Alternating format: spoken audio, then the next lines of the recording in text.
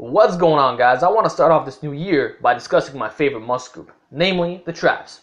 So here's the deal. I've had a lot of people contact me recently asking me what my opinion is on slow and controlled shrugs. They want to know, Alex, if I grab anywhere between 135 pounds and 315 and I just squeeze it at the top like this, 1, 2, 3, 4, 5, then slowly lower the way back down and retract the scapula, is that going to build big traps? And my answer, fuck no. That's not going to do a goddamn thing. It's not going to change anything. You're going to have small as hell traps following that bullshit. And here's why. What you guys have to understand is that the traps are one of the strongest muscle groups in the entire human body. They are ridiculously strong. And the strength potential is so high that if you're lifting bitch weight, it's not going to do anything. To give you a little bit of perspective, I really want you to think about the next thing I'm about to say. Think about what I'm about to say here. I did a 1,105 pound rack pull above the knee on camera. You saw me do this at about a body weight of 183 pounds. So do the math. How many times is that my body weight? Quite a bit, right? So it's many times over my body weight. My traps were holding this weight. Guess what? My shoulders didn't come out of the socket, nor did my arms fall off. I still have arms today. Thank the Lord. So that said, what does this demonstrate about traps? It proves beyond the shadow of a doubt that they have a very high strength potential, and that doing lightweight is not really tapping into that. If I'm going to do a 300-pound shrug, which a lot of you guys would consider impressive, which I don't think that's impressive whatsoever, that's literally about 30% of my 1 rep max, my 1 rep max rack pull. How is that going to build muscle? Working with 30%. That is very, very lightweight. It's not going to do anything. It's the equivalent of telling a guy who could curl 40-pound dumbbells to do 5-pound dumbbell curls, and that if he does enough repetitions and enough squeezing, that his biceps are going to get huge. I'm sorry, buddy, it doesn't work like that. You need heavy as hell weight to get big traps, and it is what it is. Like, just look at Olympic weightlifters. Olympic weightlifters, there is no slow and controlled shrugging component, yet most of these dudes are yoked out of damn minds. You ever seen Olympic weightlifter traps? You'd be blown away. All they're doing is snatches, power cleans, push jerks, stuff like that. There's no this bullshit. Yet they're huge. They have huge freaking traps. And actually, the power shrug, which I often talk about in my videos as the cheat shrug, is actually an Olympic weightlifting accessory movement called the low pull. In Olympic weightlifting, there's the high pull, which is basically you bring it to the nipple line, and there's the low pull. The low pull is when you bend the elbow a little bit, but you're still shrugging. This exercise is known for making people get big traps. You want to know another exercise that's known for making people build big traps? An explosive lift that's done with heavy weights? The power clean. Are you going to deny the fact that power cleans build your traps? In fact, I would challenge anybody who's never done one to go in the gym and hit a 1 rep max power clean. Tell me how your traps feel the next day. And if you tell me that there's any soreness, well, guess what? You prove my point. You are proving the fact that traps can grow through heavy freaking weight, very fast repetitions. You never have to do a slow and controlled shrug in your entire life. Does it hurt to do it? I mean, I don't know. Does it? I don't know. I think you could do slow and controlled squeezing dumbbell shrugs as an accessory lift, but that should not be the bulk of your program. That's like telling a guy who wants big arms that the bulk of his program should be tricep pushdowns. No. He's got to focus on his close grip bench, his overhead pressing, dumbbell pressing, etc. Then he starts doing the isolation stuff. Same thing for the traps. You got to build the strength of those motherfuckers. They are extremely strong. The strength potential is so high, you'll be amazed.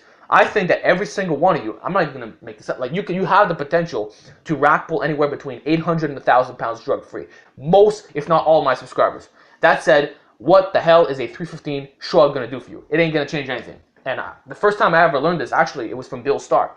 I was reading Bill Starr articles, and he was saying that your bench press should be way less than your shrug. And when I heard that, I was like, what? Because I shit you not, guys. At the time, when I used to have very small traps, of course, my bench press was 300 pounds. And I was also shrugging 300. Yeah, my bench and my shrug were exactly the same. And what Bill Starr said is that you had to take your barbell shrug to 500 for at least 5 repetitions. Once you could do that, your shoulder girdle is going to be more healthy as a whole, and you're going to have good-looking traps. So guess what? That's what I did. I started doing the power shrugs. That's right. All credit goes to Bill Starr in terms of these cheat shrugs. I started doing it, and I blew up. I didn't do a single slow and controlled shrug. You need proof? You need proof? Watch my training videos. Watch me shrug. I do this. Every fucking time I do this. Yeah, you're going to have guys in the comment section saying that you guys are slow and control. Well, how come I got big traps doing it? And I know I can hear people already. Anecdote. Yeah, I am going to use anecdote because there's no studies that are going to be done on this shit. On doing power shrugs and rack pulls above the knee and all this stuff. I'm giving you the raw facts. This is what works. And if you're too much in your little science world that you need to fucking study, you got to get off my channel, bro, because it's not going to work. You have to look at the objective truth here. And here's the deal. I've had hundreds of subscribers get yoked by following this advice. It's time. I have all the proof I need. I know that it works. I've had you guys test it for me at the same time that I was doing it, and every single person got results. Comment down below, what gains have you made following cheat shrugs, rack pulls, above the knee, etc. Comment. I want it. The proof is all there.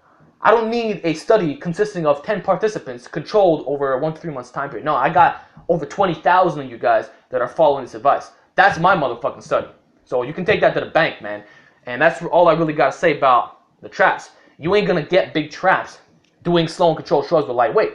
It's like doing a 5-pound dumbbell curl with lightweight. It doesn't work.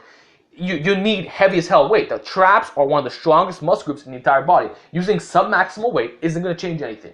Of course, you could use high volume. I think volume is great. But if you're going to do volume work, you better be doing that shit with at least 4 or 5 reps. You should be doing at least 5 sets of 20 with 4 or 5. Or 495, 5 sets of 20.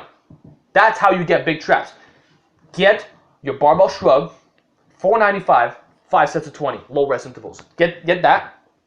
Also, power shrug over 600 for reps, full range, right? Power shrug that, and start doing direct neck work. Let me tell you something.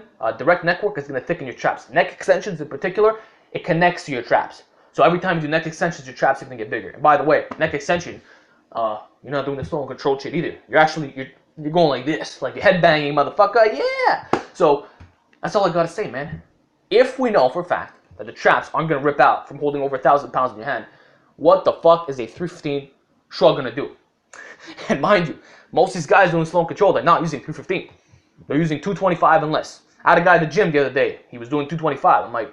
I'm just staring at him. He's like, yeah, man, the contraction is all the counts. I look at his traps, he doesn't have any. Because he was doing the same shit that everyone else does. So it's enough. It's enough with the misinformation. It's enough with people saying that you could build big traps with this bullshit, with retracting the scapula. Shut the fuck up, man. Do you retract your scapula on a farmer walk? Yeah, you do. But guess what? When the weight gets really heavy, sometimes you round a little bit, right? So, of course, you should be as neutral as possible, in line with your head. But you don't got to be squeezing the hell out of it. You don't got to be boom back here. Nah, that doesn't have to be done. So that's all I have for today's video. Let me know your feedback down below. I want to know how power shrugs change your life. Maybe I'll start calling them power shrugs instead of cheat shrugs. When I say cheat shrug, people think that I'm referring to that chicken bob and shit. That's not what I'm talking about, buddy. I'm talking about bending at the knees and going boom, you know? So let me know your feedback. And with that, I'll talk to you guys next time.